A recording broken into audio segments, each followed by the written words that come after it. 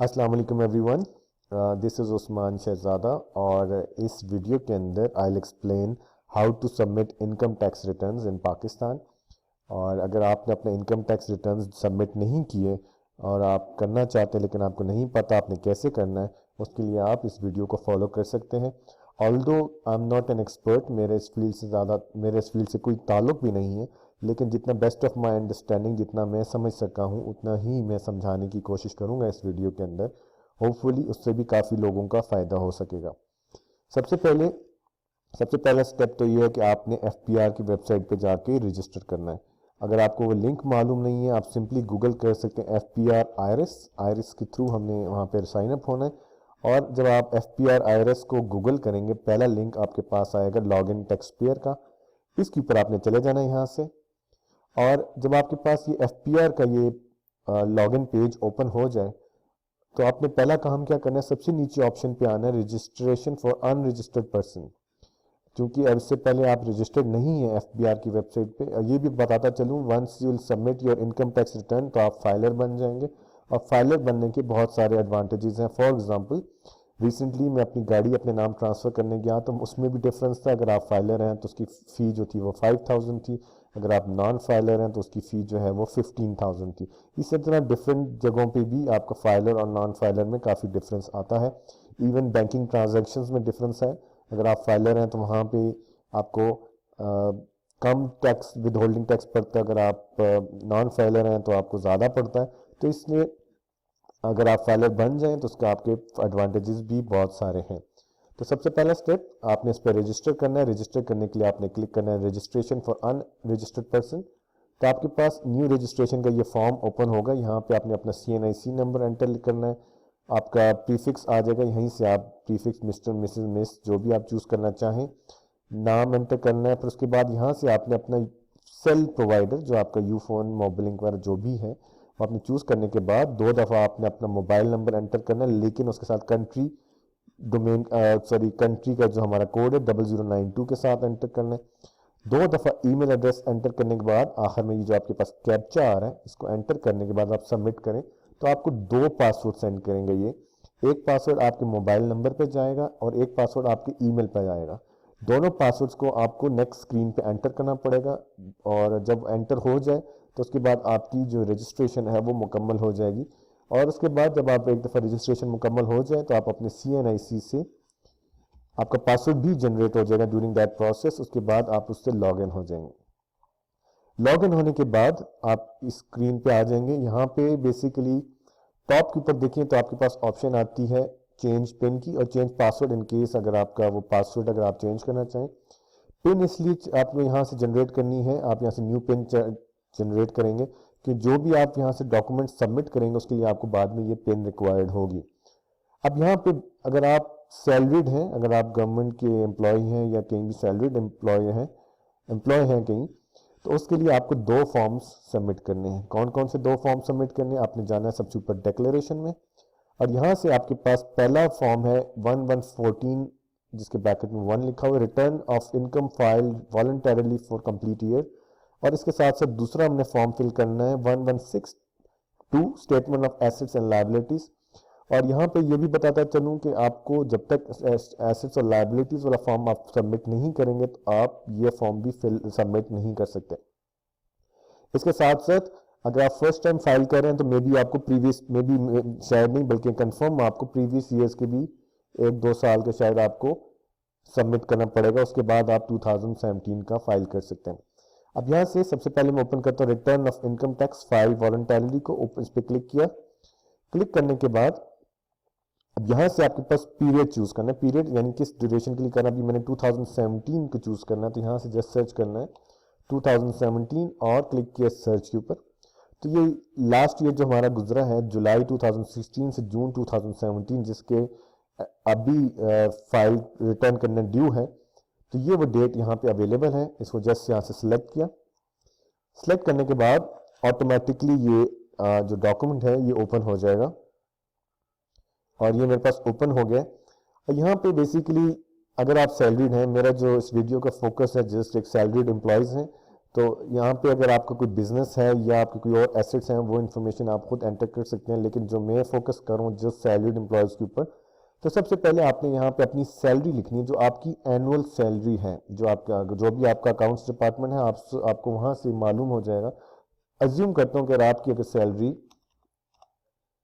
10 लाख है साल की, ठीक है, आपने यहाँ पे आपकी जो भी सैलरी है टोटल सैलरी साल की, पूरे साल की, वो आपने यहाँ पे एंटर करनी है। बाहर क्लिक करें, क्लिक करने के बाद फिर आपने क्लिक करना है, यहाँ पे हर स्टेप के बाद आपने क्लिक करना है कैलकुलेट के ऊपर।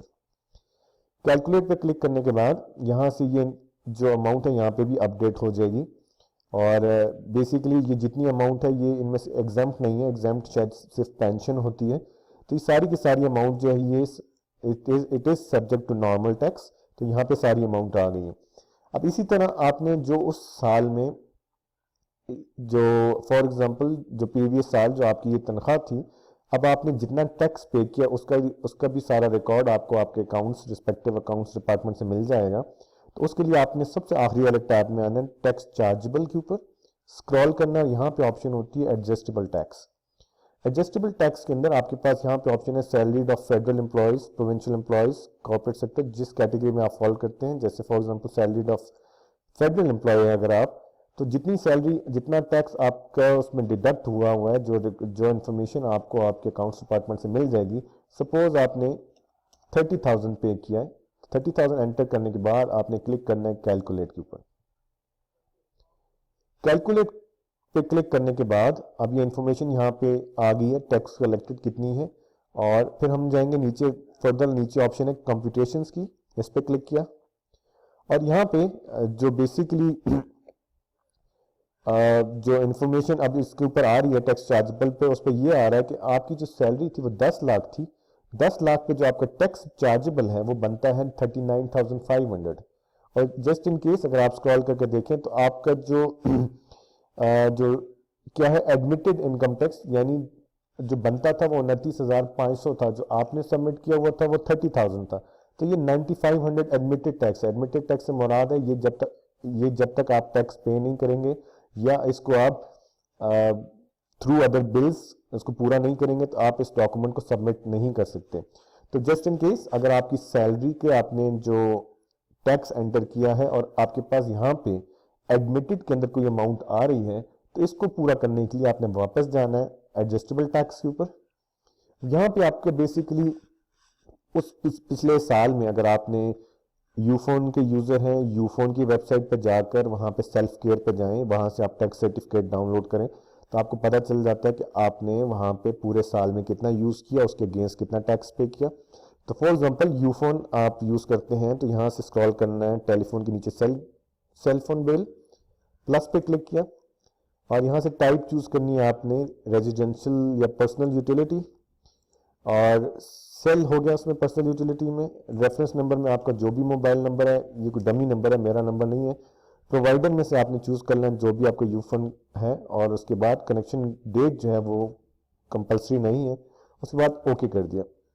ओके क्लिक करने के बाद बेसिकली आपके पास दोनों जीरोज आ गए। यहाँ पे जो आपने यूफोन की सेल्फ केयर वेबसाइट पर जाकर देखा कि आपने पूरे साल में 7,000 रुपये का यूफोन यूज़ किया, जिसके अगेंस्ट आपने 1,300 टैक्स पे किया। ये सब एग्ज्यूम कर रहे हैं यहाँ पे। तो जब ये 1,300 आपने एंटर कर दिया तो वो जो हमारे पास एडमिटेड टैक्स था 9,200, उसमें से अब ये 1,300 माइनस हो जाएगा।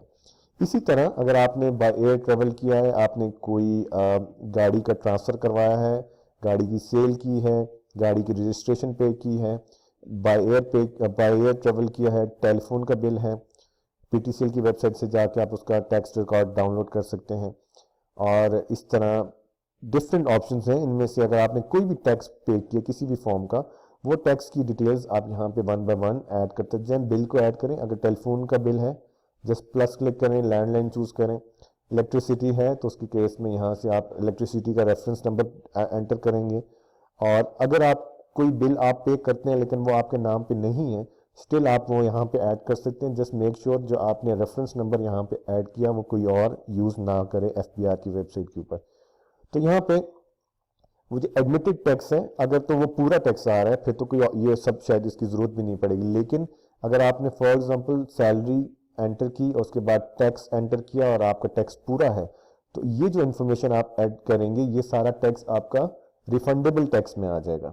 ठीक है, अब ये सारी इन्फॉर्मेशन होने के बाद आपने इस फॉर्म को यहाँ से सेव कर, आखिर में ये वेरिफिकेशन, आखिरी टैब पे क्लिक करना है वेरिफिकेशन। यहाँ पे जो आपका पिन आप जनरेट करेंगे, जैसे मैंने शुरू में बताया 4 डिजिट पिन आप रखेंगे, उसके बाद आप वेरीफाई पिन करेंगे, उसके बाद आप सबमिट करेंगे। लेकिन अभी इसको सबमिट करने से पहले इसको मैं जस्ट सेव कर लेता हूँ और क्लोज कर लेता हूँ। इसको उस वक्त तक हम सबमिट नहीं कर सकते जब तक हम एसेट्स एंड लायबिलिटीज वाला फॉर्म सबमिट नहीं कर लेते। उसके लिए अब हमने जाना है डिक्लेरेशन के ऊपर 1116(2) और इसमें फिर जाके एक दफ़ा 2017 को सर्च करना है। यहाँ से सर्च किया, इस डेट को यहाँ से सेलेक्ट किया, सेलेक्ट करने के बाद ठीक है, अब आपके पास यहाँ पे ये एसेट्स एंड लायबिलिटीज का फॉर्म ओपन हो गया है। और यहाँ पे जब तक आप ये एसेट्स एंड लायबिलिटीज फॉर्म, इसमें कुछ डेटा ऑटोमेटिकली पुराना शायद उठा के ला रहा है यहाँ पे, लेकिन यहाँ पे बेसिकली जब तक आप ये फॉर्म फिल नहीं करेंगे 1116(2) उस वक्त तक आप 1114(1) फॉर्म जो है वो फिल नहीं कर सकते, सबमिट नहीं कर सकते। तो सबसे पहले यहाँ पे रिकंसिलेशन में आए, यहाँ पे नेट एसेट्स, और यहाँ पे बेसिकली आपने जो चीज़ मेक श्योर करनी है, जो आपका इनफ्लोज है और आपके जो आउटफ्लोज हैं ये जीरो होना चाहिए। इसका जो अनरिकंसाइल्ड अमाउंट आपकी आखिर में जीरो आनी चाहिए। तो इनफ्लोज बेसिकली क्या है? इनफ्लोज आपके ज़राए आमदनी है, जैसे कि क्या, जैसे कि आपकी इनकम हो गई, आपका फॉरेन रेमिटेंस हो गया, इनहेरिटेंस हो गया, गिफ्ट हो गया, इसके अलावा और भी अगर आपकी कोई और किसी इनकम का कोई सोर्स है वो वहाँ पे आपने अमाउंट मेंशन करनी है। और आउटफ्लोज के अंदर आपके पर्सनल एक्सपेंसेस आ जाएंगे। अगर आपने कोई एसेट्स, जैसे इसमें लॉस ऑन डिस्पोजेबल एसेट्स है, अदर्स, गिफ्ट जो भी हैं, तो बेसिकली जो आपकी ऐसे आसान वर्ड्स में कह लें कि जो सोर्स ऑफ इनकम है और जो आपके एसेट्स हैं वो दोनों की जो आपके अनरिकंसाइल्ड अमाउंट है वो जीरो होनी चाहिए। यानी जितने आपकी इनफ्लोज हैं आपके आउटफ्लोज दोनों जीरो होने चाहिए। जीरो से मुराद इनफ्लोज में जो आपकी अमाउंट अगर फॉर एग्जांपल 16 लाख है तो आउटफ्लोज में भी 16 लाख होगी। आपने उसको जीरो करेंगे तब जाके आपका ये फॉर्म सबमिट होगा। अब आपके पास यहाँ पे आपने सैलरी ऐड कर दी, इनकम यहाँ पे आप कोई सैलरी ऐड करते हैं। फॉर एग्जांपल आपकी सैलरी थी साल की 10 लाख, ठीक है। उसके बाद आपने क्लिक किया, क्लिक करने के बाद आपकी यहाँ से अपडेट हो गई और अब 10 लाख सैलरी आपकी इनफ्लो में आ गई। अब आपने एक्सपेंसेस जो हैं आपके पर्सनल एक्सपेंसेस और जो आपके एसेट्स हैं वो आपके 10 लाख से एक्सीड नहीं करने चाहिए। उसके लिए आप फिर क्या करेंगे, यहाँ से जाएंगे पर्सनल एक्सपेंसेस के अंदर। पर्सनल एक्सपेंसेस के अंदर आपने उस सारे को, जितने आपका वो जो इनकम आपने शो की है सालाना इनकम, उसको आपने डिफरेंट उस पर डिवाइड कर देना है। अब बहुत सारी इलेक्ट्रिसिटी, वाटर, गैस, टेलीफोन, इनके तो आपके पास साल के बिल मौजूद होते हैं, आप वहाँ से देख सकते हैं आपके कितने कितने साल के बिल हैं। लेकिन उसके अलावा फॉर एग्जांपल आपके पास व्हीकल रनिंग मेंटेनेंस है, ट्रैवलिंग है, तो ये जस्ट अप्रॉक्सीमेट अमाउंट्स आप यहाँ पे एंटर कर सकते हैं। मेडिकल, एजुकेशन, डिफरेंट एंटर करने के बाद ये सारी इंफॉर्मेशन एंटर की। तो इसी तरह पर्सनल एसेट्स में अगर आए और यहाँ पे अगर आपने कोई, आपके नाम पे कोई गाड़ी है वो आप यहाँ पे ऐड कर सकते हैं। कैसे ऐड करेंगे, जैसे फॉर एग्जांपल यहाँ पे मोटर व्हीकल, जस्ट उसके ऊपर आपने प्लस पे क्लिक करना है, ऐड व्हीकल, टाइप चूज करनी है, पैसेंजर ट्रांसपोर्ट व्हीकल, उसमें से कौन सी है, कार है, उसकी गाड़ी का रजिस्ट्रेशन नंबर क्या है। फिर जब उसको आप ओके कर देंगे, ओके करने के बाद आपने उसकी टोटल अमाउंट एंटर करनी है। इसी तरह अगर आपके नाम पे कोई भी कमर्शियल या आपका जो रेजिडेंशियल प्लॉट है आपने वो यहाँ पे एंटर करना है। कोई और एसेट आपका पाकिस्तान से बाहर है या अंदर है, आपने वो सारे एसेट्स एंटर करने। अब यहाँ पे एक चीज़ बताता चलूँ, चूंकि आपके जो इनफ्लोज में आपने सिर्फ सैलरी शो की हुई है और आपके पास कुछ एसेट्स हैं जैसे गाड़ी और प्लॉट, वो तो सैलरी से ज़्यादा शो हो रहा है, वो कैसे आप उसको बराबर करेंगे, आपने वापस आना है रिकंसिलेशन में। और यहाँ के अंदर आपके पास अदर देन सैलरी वो अमाउंट जो, जैसे आपने कोई एसेट परचेज करने में स्पेंड की, वो अमाउंट शायद आपके पास इनहेरिटेंस के फॉर्म में भी आ सकती है, आपको माँ बाप की तरफ से, या गिफ्ट के फॉर्म में भी कुछ मिल सकता है, या आपके पास gain on disposal of assets, कोई एसेट्स आपने कोई बेच दी हैं या कोई और प्रॉपर्टी आपने बेची है, उसके अगेंस्ट अगर आपको कोई अमाउंट मिली है तो वो यहाँ पे वो एंटर करेंगे। इन शॉर्ट आपने मेक श्योर करना है कि जो आपका इनफ्लोज हैं और जो आपके आउटफ्लोज हैं ये बराबर हो, ताकि अनरिकनसाइल्ड अमाउंट आपकी ज़ीरो हो। जब ज़ीरो हो जाए उसके बाद आपने क्या करना है, इसके अंदर सबमिट पे जाना है। सबमिट पे जाने से पहले आपने वेरिफिकेशन पे जाना है। यहाँ पे जाके आपने जो भी पिन आपने जो एक दफ़ा पहले बताया था वो पिन यहाँ पे एंटर करनी है। वेरीफाई पिन पे क्लिक करने के बाद सबमिट करें। 1116 फॉर्म सबमिट हो जाएगा। उसके बाद आपने वापस जाना है। कहाँ पे जाना है, जब एक दफ़ा ये सबमिट हो जाए उसके बाद आपने वापस जो आपके पास ड्राफ्ट्स में मौजूद होगा डिक्लेरेशन में जाएं और 1114 फॉर्म को एक क्लिक करके एडिट पे जाना है। और ये फॉर सम रीज़न इस वक्त इसमें कोई एरर आ गए और इसको दोबारा एडिट करता हूँ। यहाँ से एडिट पे जाने के बाद आपने वेरिफिकेशन में दोबारा पिन एंटर करनी है और फिर इसको सबमिट कर देना है। अगर ये आपको सबमिट नहीं करने दे रहा, उसका रीज़न ये है कि पहले आपको प्रीवियस ईयर के भी सबमिट करने पड़ेंगे, जैसे कि 2016 एंड 15 एक्सेट्रा। तो आई होप कि छोटी ये जो मैंने वीडियो बनाई है इससे आपको इनकम टैक्स रिटर्न सबमिट करने में हेल्प मिली होगी। आप अपना ख्याल रखिएगा। अल्लाह हाफिज़।